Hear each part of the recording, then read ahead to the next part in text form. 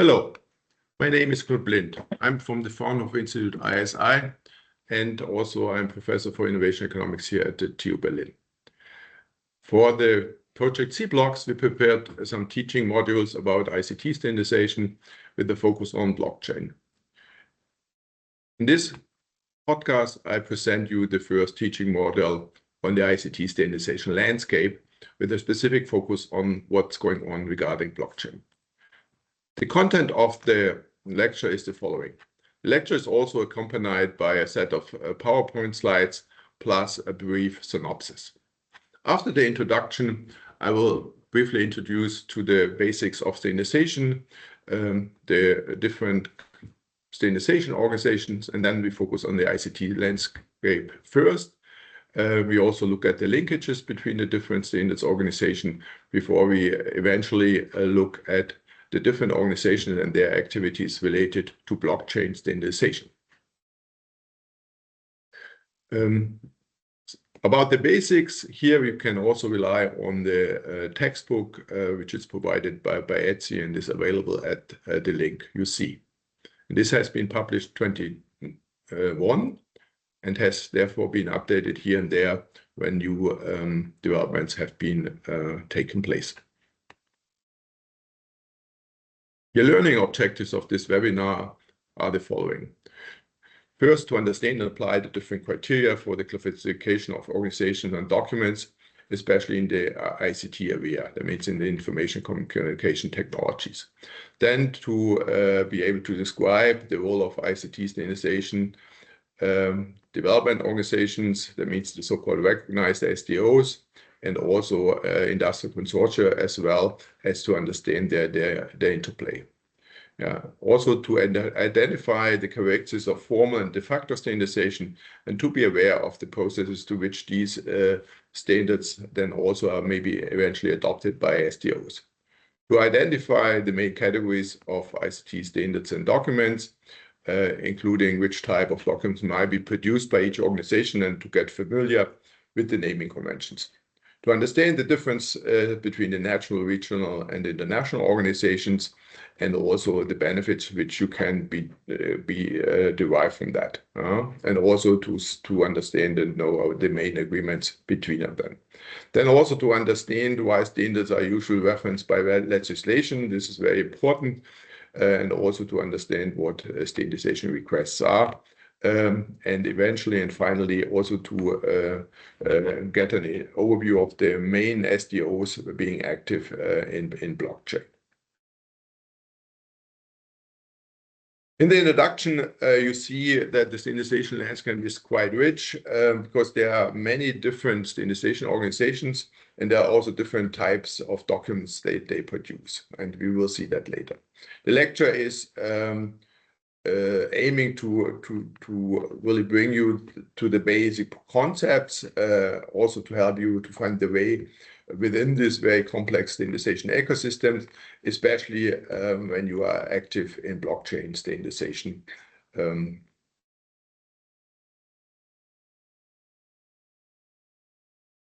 We start with the formal standardization organizations, which we brief with SDOs, that means standards development organizations, and also to make clear what is the link and the difference to regulations.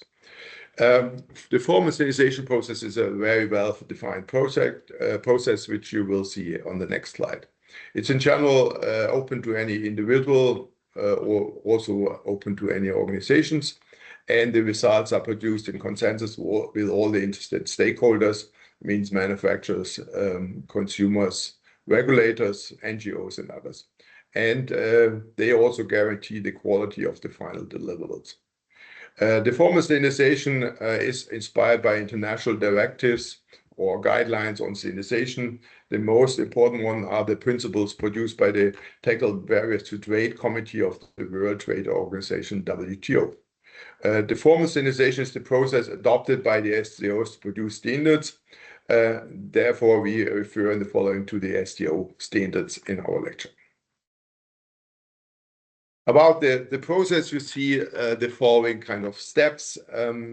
First, there is a need to be identified. It means without any need, there will be no standardization process kicked off. Means here in this inception phase, these needs are defined. Then in the second step, the scope and the work plan is agreed on. That's the conception phase. And then we see a first drafting where the details of the new or maybe also revised standards are elaborated in more detail. And if this process is finished, we have an approval phase. It means here the standards will be approved or commented by the interested parties in a further step. And if it is approved, we might also see that other standards are obsolete and or obsolete and will be then withdrawn. And that's the general process in standardization organizations, the SDOs. In general, standards address mainly expert technical audiences. This is going to change more and more because also social sciences and humanities are entering standardization processes. But the initial kind of main standardization focus is on specifying specific characteristics of an item. It could be a product, some material, procedures, services, or even a process. On the other hand, although they define some characteristics, they are not intended to fully specify an item or to provide a thorough scientific technical elaboration on a subject, because also the length of the standards should be not too long. But they aim to define a minimum requirements in order to meet certain criteria and specific objectives. It means to guarantee a specific level of interoperability or minimum level of performance. The content should be clear and unambiguous. That means it should help readers to clearly understand what is the essential to ensure compliance if you're developing new products or technology. It should include and clearly separate parts that are normative. That means here there might be some mandatory requirements. That means, for example, individual characteristics that the item being standardized must be implemented if it is to be fully complying with the standards. And then there are also informative parts which just help to understand the conceptual kind of framework of the standard. It should be written in a plain language. That means simple and short sentences should be used, not very lengthy kind of elaboration. The requirements must be consistent, testable, and not to be redundant. That means to be quite concise. It shall have well-defined objective that really meet real needs. That means it's not really intended to generate standards which are not really reflecting real needs. And it has not to be fruitlessly over prescriptive. That means should be not really too detailed. And it's very important to underline that standards are not really regulations. They are not, on the other hand, thorough design rules.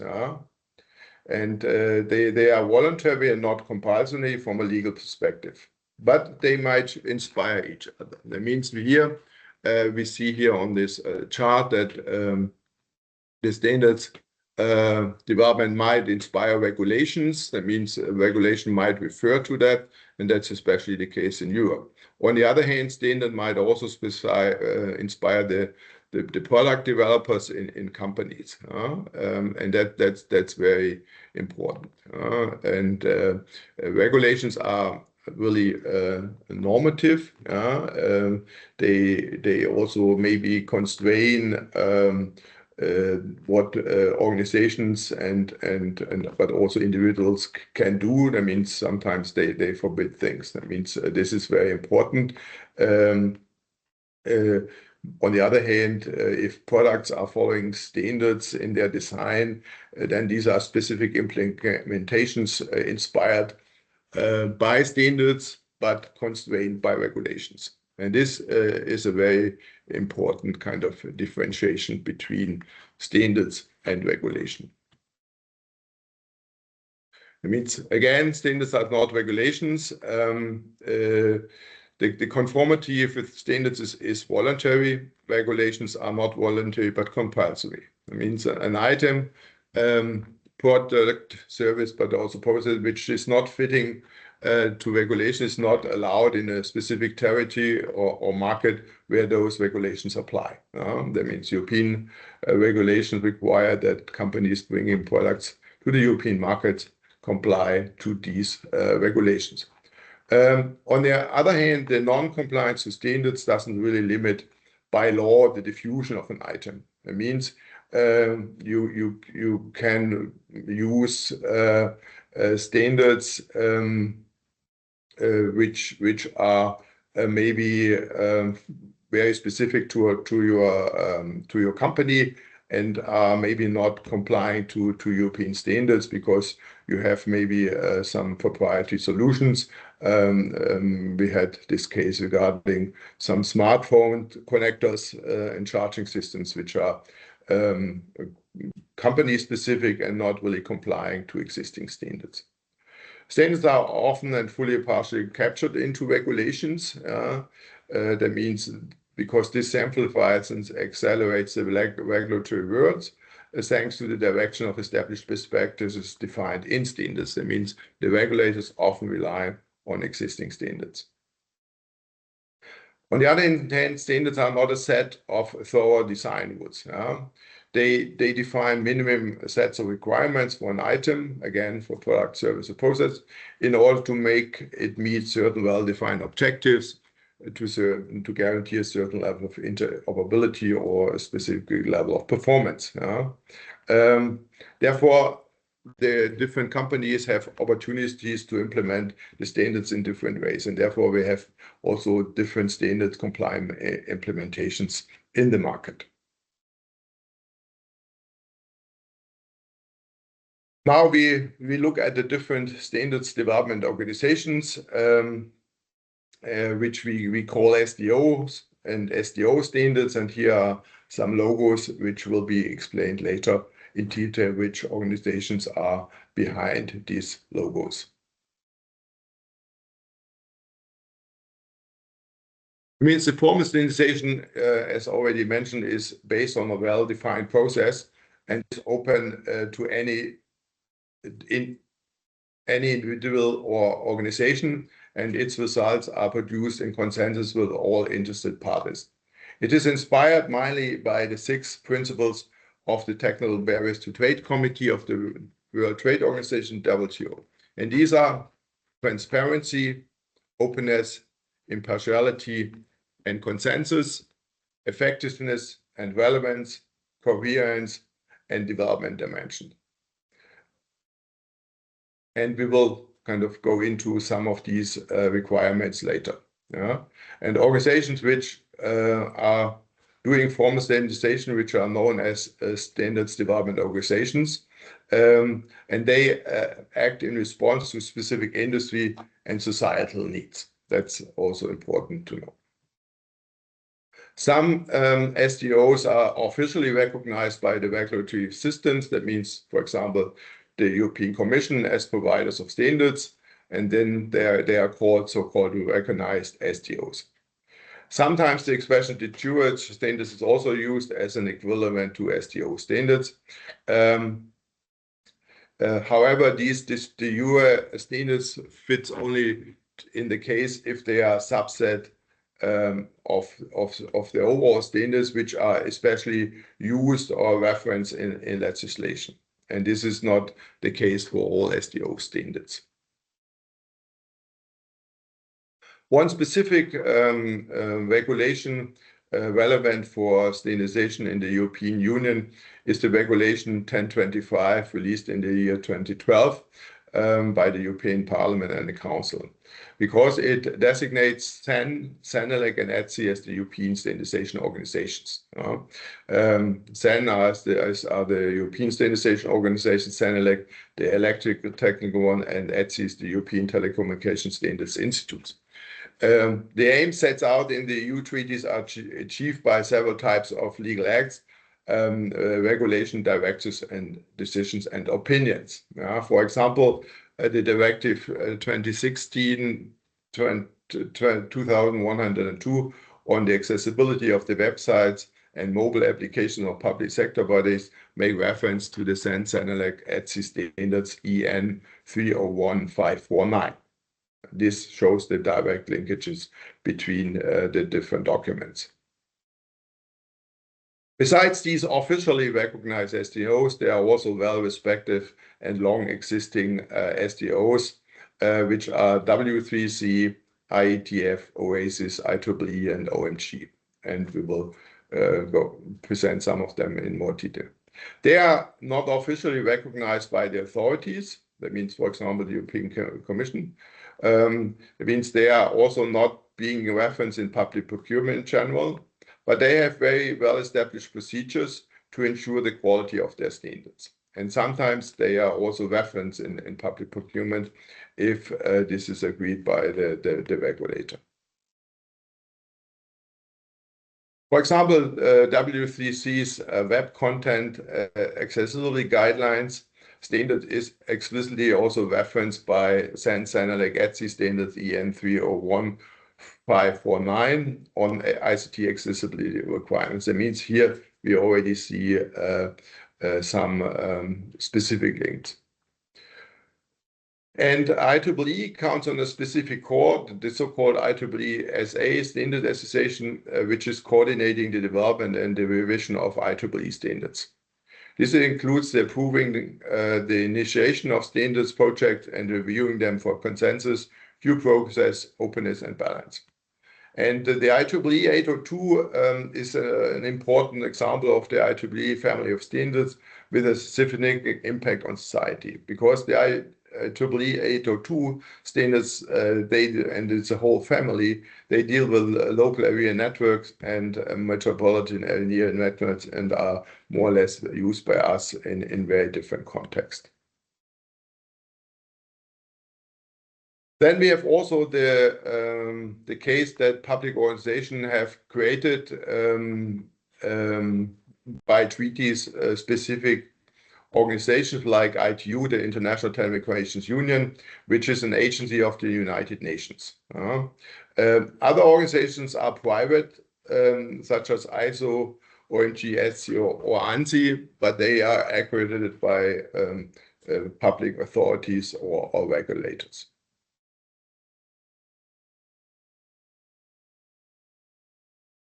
Complementary to the existing kind of SDOs and their standards, we have also de facto standards. And in the ICT area, these are very important because they have a high impact on society and economy. Maybe a most prominent example is the PDF standards, which it's a document format created by the Adobe systems, and which has been meanwhile published as an ISO standard. Then we have HTML. It's a language for describing the structure of web pages. It was originally created by Tim Berners-Lee and is currently published and maintained by W3C. And then we have Microsoft Windows, which we are using kind of in many offices and also in the private sphere. It's an operating system that became an industry standard due to Microsoft's market power. And so did its specifications, for example, the Microsoft Web Service security specifications, and therefore they were, we call them de facto standards, and they are common practices adopted by the market, but which are not initially the result of a standardization process. A de facto standard is a custom or convention which has been achieved a dominant position like Windows, by public acceptance or market forces, and that usually has attractive characteristics of having been validated by the market process. A complementary concept is the dominant design concept, introduced already in 1978 by Abernathy and Atterbeck. Dominant designs, by being not better than other designs, they simply incorporate a set of key features that sometimes emerge due to technological path dependence and not necessarily strict consumer preferences. It means they are established, but maybe consumer preferences are over time, but still they are used in practice. And we also see that these de facto standards eventually might be adopted as formal standards by recognized SDOs. Here, two examples: the ISO ICT 15445 on information technology. It's a document description and processing language. It's the hypertext markup language, HTML, presented before.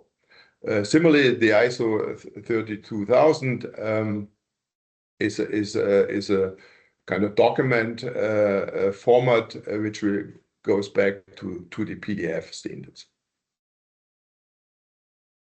To summarize these differences, that means the SDO standards are developed in SDOs within an open and consensus-oriented process, with the option of also opposition, which might lead sometimes to very lengthy decision processes, and there are also rare cases where no decision was found, and therefore it didn't lead then eventually to an SDO standards.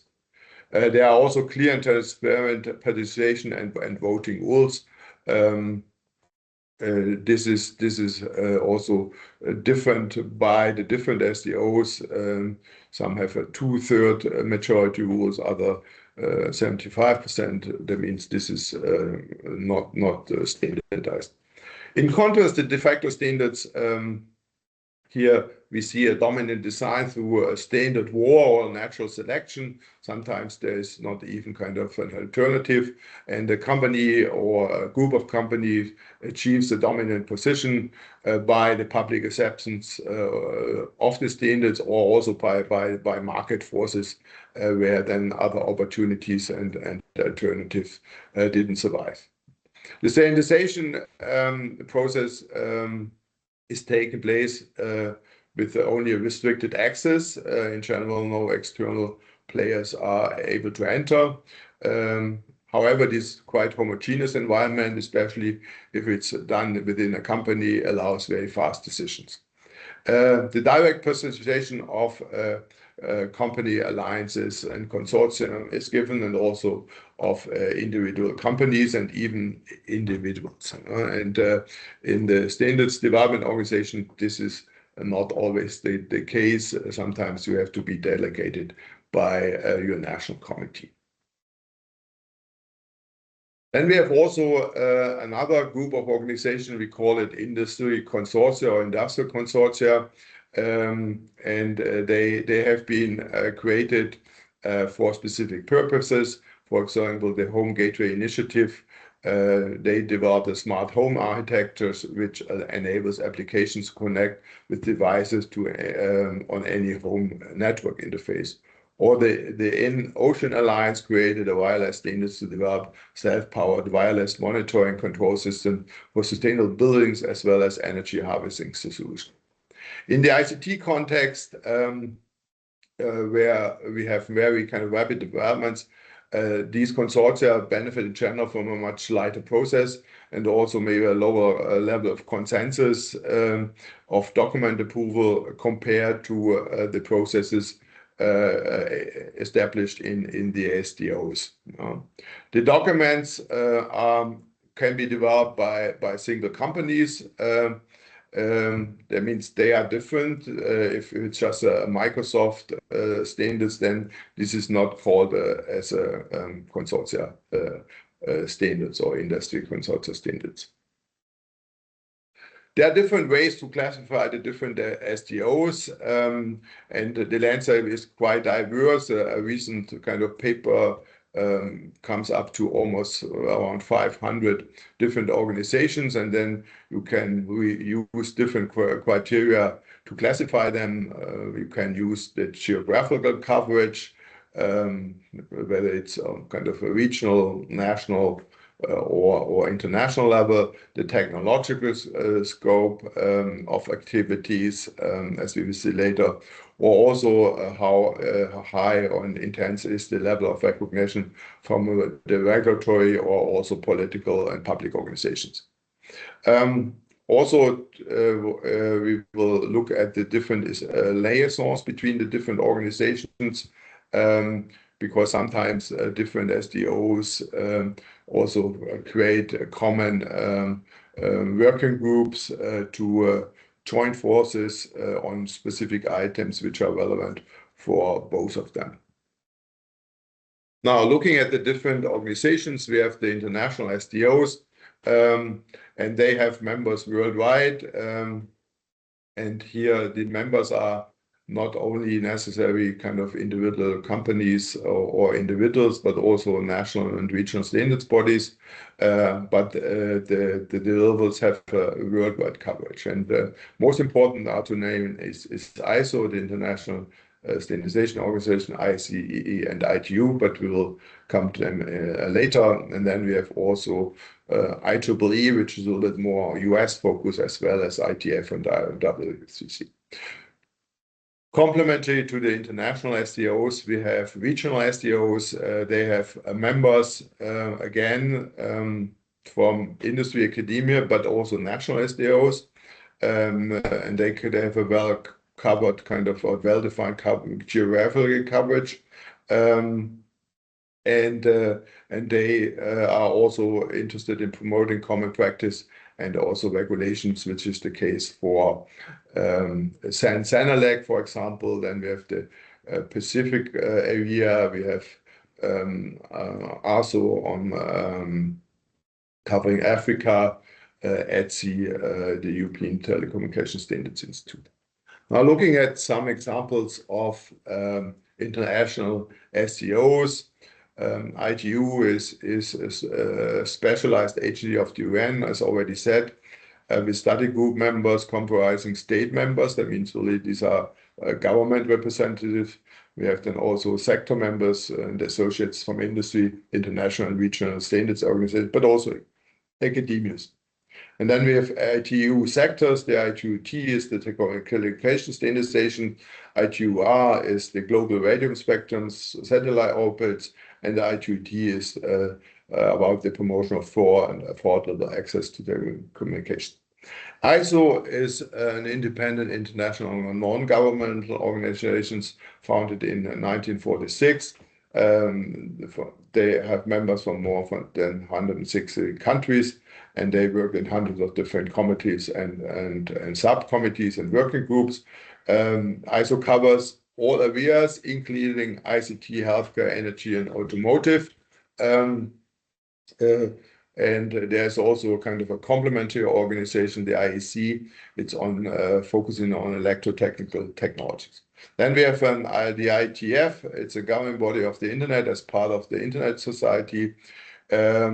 Is controlled by the Internet Architects Board, EAB, which is both a committee of the IETF and an advisory board of the Internet Society.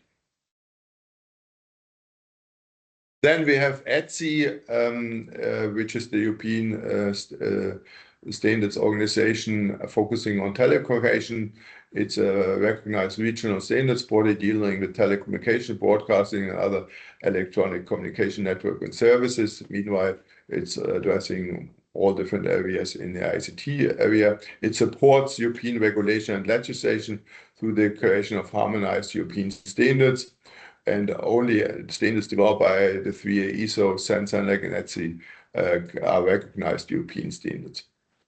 ASO is the African organization. The main goals here are to harmonize national and super-regional standards as African standards, to initiate and coordinate the development of African standards with reference to products which are in particular interest to Africa, especially in the areas of agriculture, food, civil engineering, chemistry, and chemical engineering to encourage and facilitate the adoption of international standards by their member bodies. And then we have the PIC, which is to strengthen the ISO and IEC international standardization programs to improve the ability of the Pacific Rim SDOs to participate in these programs effectively, to improve the quality and capacity of standardization and to promote standardization in this area.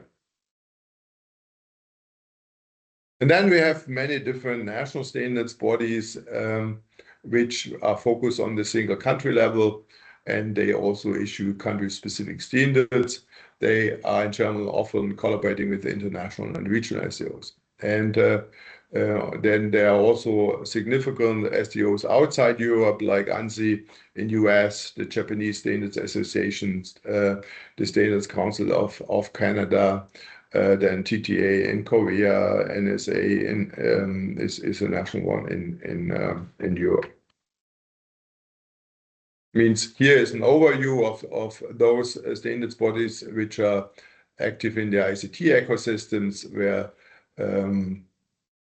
here they collaborate together. We talked about the I2TU, which is focusing on telecom specification, including architecture services protocols, also addressing and numbering plans. Then we have the ISO, ICT architecture services protocols, then the IEC on electrotechnical standards, including connectors, electrical safeties and tests, ETSI standards for ICT-enabled systems, applications and services, SEN covering all different topics like household appliance, intelligent transportation and mobility, smart grids, smart metering, cybersecurity, and also blockchain we will kind of touch later. Then we have SENELEC, again focusing on electrotechnical standards, including electrical safety and test, and electric kind of waves. Then the IEEE, all land specifications, especially the IEEE 802 family, which includes cabled lands, token winds, buses, metropolitan lands, and networks, wireless lands, especially Wi-Fi is most prominent. And then we have the IETF, which covers all internet-related specifications, including protocols, generic applications, addressing specific issues like IPs and URLs.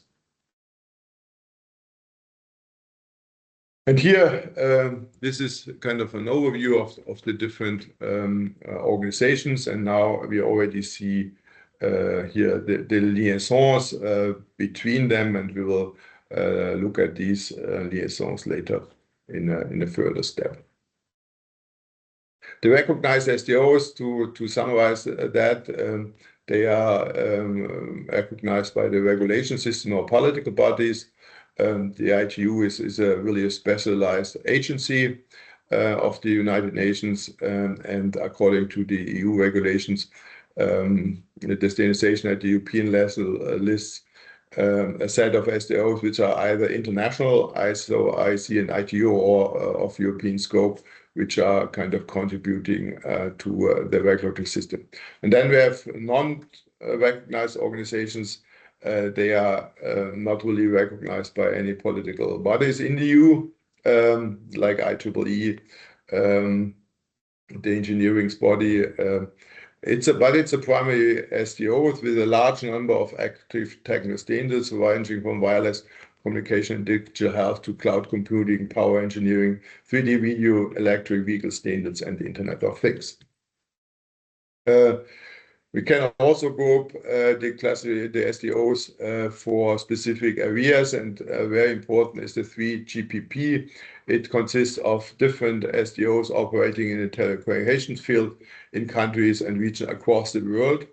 They have a shared environment in which to produce the reports and specifications that define especially mobile radio technologies, radio access, core transport networks, etc., including also the interface with Wi-Fi networks.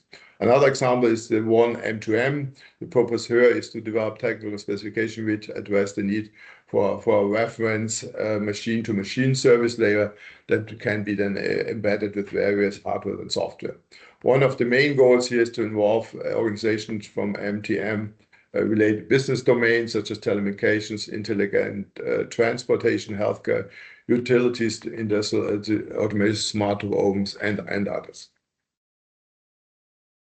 In addition to SDOs, there are other organizations that do not restrict to entirely use the formal standardization process, but aim to defining standards in a specific area.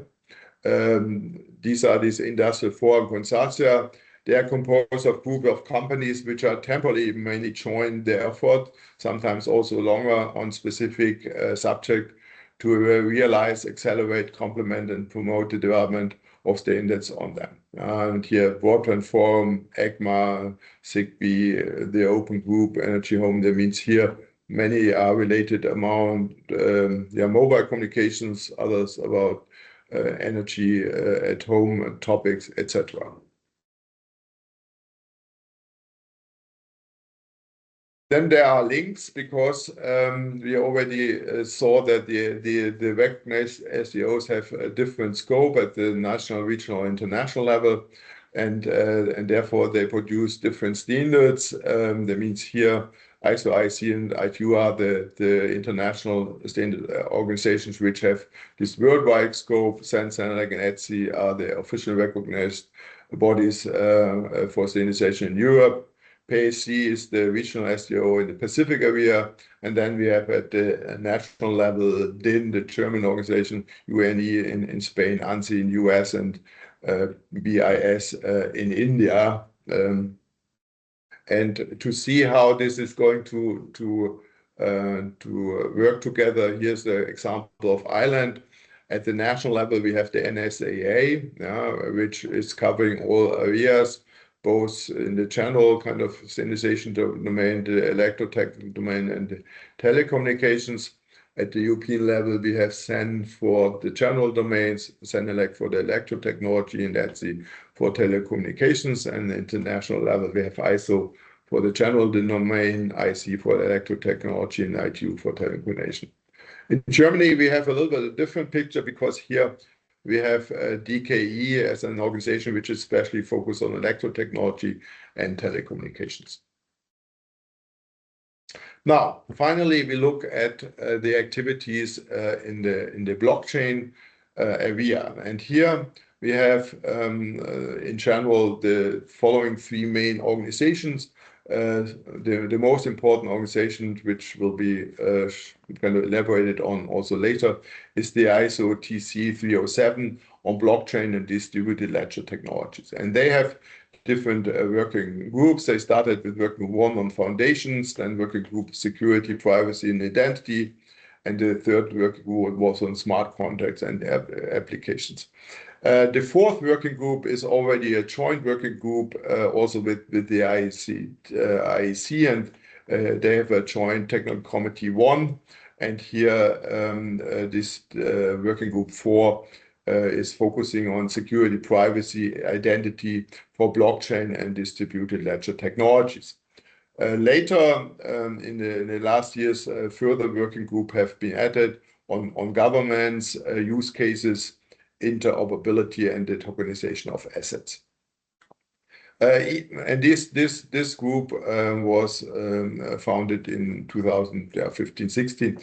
The ITU focus group on application of distributed ledgers was even kind of created earlier, but this has been group has been closed because especially more main activities and are taken over by the listed ISO TC 307.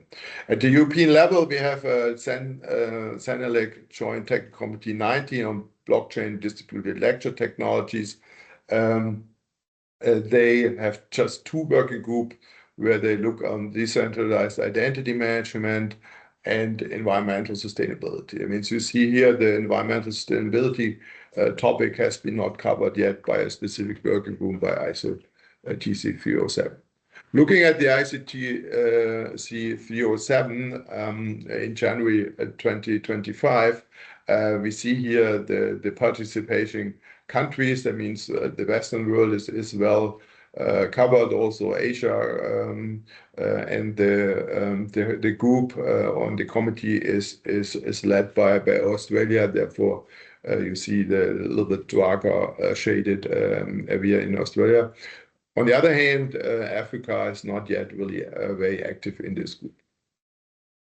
Now, looking at the standards which have been published by this group, you see here a first list where you see that the topics, it's about use cases, it's about identifiers of subject and objects, data flow models, vocabulary. That means here are some basic topics. Also, privacy issues are covered.